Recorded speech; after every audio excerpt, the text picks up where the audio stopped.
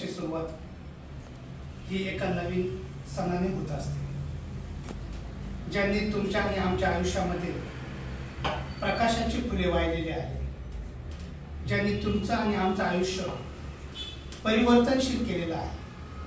हजारो वर्षापासून आपण अज्ञान अंधश्रद्धेमध्ये खितपत पडलो होतो। त्या अंधश्रद्धेला